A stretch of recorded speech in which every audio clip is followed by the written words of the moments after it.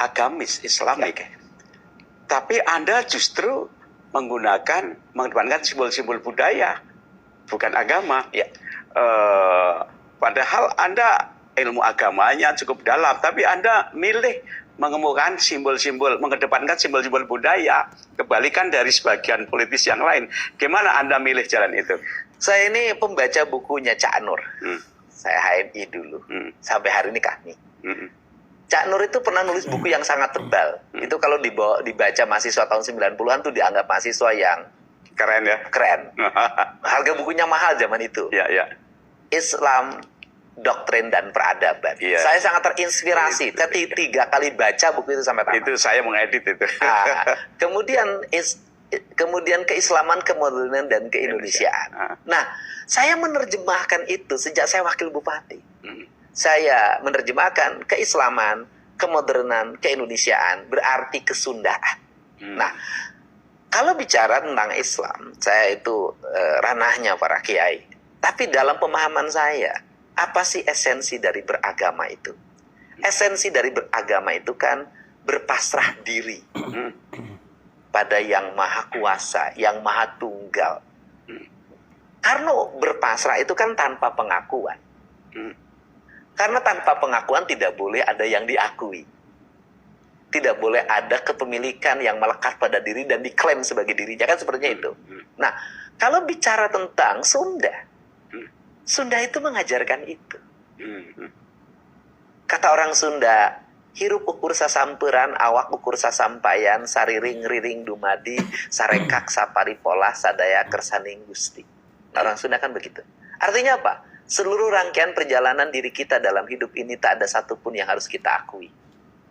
Baik buruknya hidup kita, semua adalah garis kehidupan yang harus kita jalani. Dan semuanya Allah yang menentukan. Jadi Anda melihat relasi keislaman dan kesundaan itu bagaimana? Islam dan kesundaan itu begini. Islam kan nilai universal. Sedangkan Sunda adalah nilai teritorial. Nilai universal dan nilai teritorial kemudian menyatu. Maka kata orang Sunda, Islam dan Sunda itu seperti dengan panon jeung awasna, ceuli jeung danguna, irung jeung angsena, letah jeung ucapna, hate jeung ikhlasna. Apa itu artinya? Islam dengan Sunda itu seperti mata dengan penglihatannya, telinga dengan pendengarannya, hidung dengan penghisapannya, lidah dengan pengucapannya, dan hati dengan keikhlasannya. Dan termasuk yang paling... Nah, itulah alasan KDM lebih mengutamakan budaya Sunda, tidak terdoktrin dengan budaya luar Sunda. Yang kemarin teriak-teriak KDM anti-Islam, coba deh perhatikan video tadi. Karena apa? Karena KDM Islamnya itu lebih dalam daripada orang-orang yang teriak-teriak mengaku Islam. Karena KDM itu dari hati, bukan dari koar-koar. Dan Islam itu yang seperti tadi KDM bilang, Islam itu universal, sedangkan Sunda teritorial. Ibaratkan mata dengan penglihatannya, telinga dengan pendengarannya, hati dengan keikhlasannya. Itulah KDM.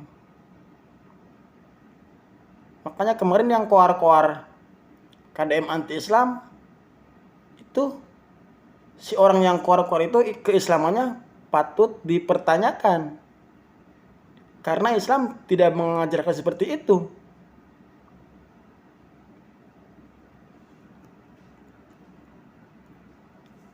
Paling berani para bupati wali kota itu saya udah tahu. Satu, wali kota Bekasi, saya kasih gelar Ratu Bongkar karena rajanya ada di Bekasi. 2 bupati Bekasi, 3 bupati Purwakarta, 4 bupati Subang, kemudian bupati Bogor, itu sudah relatif. Dan ternyata daerah-daerah yang mengikuti garis instruksi saya, itu semuanya kelihatan tertata. Dan yang paling menarik hari ini di survei Litbang Kompas adalah bahwa pembongkaran bangunan liar sangat didukung mayoritas masyarakat Jawa Barat. Nah, pemimpin itu kudu kaluhur sirungan kehandap akaran. Apa itu artinya? Pemimpin itu pikirannya harus sampai langit. Dia mampu berkomunikasi, bernegosiasi dengan tingkat tertinggi dalam sebuah wilayah. Artinya kalau saya harus bisa berbicara dengan presiden. Kemudian kehandap akaran. Dia harus berakar pada lingkungan masyarakat. Mengerti masalah. Setelah itu, kata orang Sunda, pemimpin itu kudu bisa nurus bumi, ngapak mega, lempang dina luhur cai. Apa itu? Dia harus mengerti kehidupan masyarakat yang ada di dasar bumi. Kemudian, dia harus bisa terbang untuk mengembara, melihat kondisi masyarakat dari jarak jauh. Dan kemudian, lempang dina luhur cai, dia harus berjalan di atas semua kepentingan. Ada lagi orang Sunda bilang, pemimpin itu kudu hade gogog, hade tagog. Artinya, dia bicaranya bisa diterima, bahasanya dimengerti oleh masyarakat, penampilannya juga sesuai dengan apa yang terjadi di masyarakat. Ya. Pemimpin itu kudu hade congcot, hade bacot. Apa artinya? Bicaranya terbuka, tetapi harus rajin memberi. Tahun depan. Sangat berkelas. Kenapa pemimpin luar Jawa Barat sangat iri terhadap KDM, bahkan sampai rela menghujat KDM? Karena di diri KDM itu kepemimpinannya sudah lengkap, seperti yang tadi disampaikan oleh KDM, bahwa pemimpin itu hade congcot, hade bacot. Artinya apa yang dia ucapkan harus benar, harus bisa diterima oleh masyarakat. Seperti dikritik, diterima. Jangan anti kritik. Karena seorang pemimpin yang banyak dikritik itu, dia pemimpin yang menuju jalan yang benar. Karena dengan dikritiknya seorang pemimpin, dia akan lebih meningkatkan jati diri kepemimpinannya.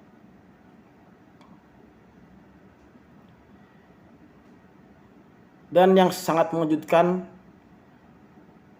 siapapun yang mengkritik bahkan menghina KDM, tidak ada satu orang pun yang dilaporkan ke pihak manapun. Entah itu menjelek-jelekan, sampai menghina, sampai ke personal pribadi KDM. Banyak bertebaran di media sosial yang menyinyir, yang menghujat, tapi dengan jiwa kepemimpinan KDM yang dimiliki, tak ada satupun yang dilaporkan. Itulah arti seorang pemimpin yang sebenarnya. Apabila ada pemimpin yang dilaporkan, apabila ada pemimpin yang melaporkan pengkritiknya, itu patut ditanyakan kepemimpinannya. Karena apa yang dia pimpin harus benar menurut dirinya.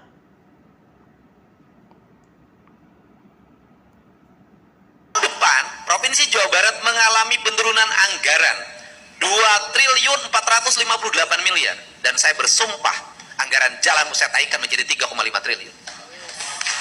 Semua anggaran pembangunan harus tingkat. Siapa yang harus prihatin? Kami birokrat yang akan prihatin. Saya kasih tahu, mungkin tahun depan hari jadi Provinsi Jawa Barat nggak ada snack, cukup air putih. Kalau bertamu ke provinsi nggak ada makan siang, cukup air putih. Kenapa? Saya sudah pangkas habis, nggak boleh ada anggaran itu. Perjalanan dinas pangkas habis, semua pangkas habis, semuanya untuk pembangunan infrastruktur. Biarkan birokrasi berpuasa, yang penting rakyat berpesta. Pelatihan kasih. Kata-kata yang sangat istimewa. Biarkan birokrasi berpuasa, tapi rakyat berpesta. Wow, sungguh luar biasa kepemimpinan KDM. Dia rela mengorbankan apapun demi kepentingan rakyat. Bahkan dia rela mengorbankan waktunya demi rakyat. Makanya sekarang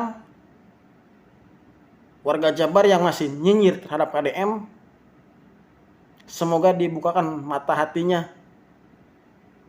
Karena sejatinya dia orang-orang yang telah gagal di Jawa Barat. Yang kasih uang saku oleh Pemprov, saya siap. Beres, duit banyak. Dana transfer boleh dipotong, tapi duit kita nggak akan habis. Nanti pakai sistem aplikasi ngelamarnya. Tetapi yang lokal diprioritaskan, nanti ada pagar-pagar melindunginya ada. Ya, yang sini dilindungi dulu prioritas utama, karena ini yang punya tempat, sawahnya diganti jadi pabrik. Nanti jumlah tenaga kerjanya berkurang, harus prioritas. Oke? Tetapi harus dilatih dengan baik. Oke? Nanti dinas tenaga kerjanya nanti saya siapin biayanya. Kalau kita bisa bikin pelatihan. Sistemnya dari di sini, pelatihnya dari sini, gak apa-apa. Selama pelatihan kasih uang saku oleh Pemprov, saya siap. Beres, duit banyak. Dana transfer boleh dipotong, tapi duit kita nggak akan habis. Kagok aing liar. Nah kemudian ngelamarnya bagaimana? Pakai sistem aplikasi. Nanti kan tinggal di-upload jasanya, persyaratannya kan. Nggak usah fotokopian. Nanti udah diseleksi, udah lulus, baru ngurus persyaratan. Udah lulus dulu. Ya, Jawa Barat memang provinsinya kehilangan 2.458 miliar. Kabupatennya, kotanya, seluruh Jawa Barat kehilangan 2,7 triliun. Bagaimana? Ya kita mah tidak akan menyerah, tarung. Jadi walaupun dana transfer ini menurun, tidak akan menurunkan kinerja pembangunan di Jawa Barat. Bahkan saya akan naikin 50% lebih tinggi dari tahun ini. Sumbernya, birokratnya berpuasa. Bagaimana cara birokrat berpuasa? Satu, biaya listriknya kita turunin setengahnya, bayar airnya kita turunin setengahnya, penggunaan media digital kita turunin setengahnya, terus kemudian perjalanan dinas kita sisain hanya 10%, kemudian kegiatan-kegiatan tidak penting nol. Nah ini insya Allah bisa melahirkan angka keuangan yang cukup untuk pembangunan. Jadi kita puasa, maka tagline 2026 adalah ASN puasa, rakyat berpesta. Mantap KDM.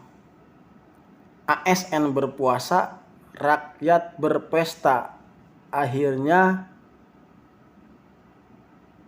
kesejahteraan rakyat sudah di depan mata. Karena mulai tahun depan birokrat dan ASN akan berpuasa dan rakyat akan berpesta. Mantap. Terima kasih Bapak Aing. Semoga disehatkan terus. Semoga apa yang beliau pimpin menjadi sejahtera buat rakyatnya.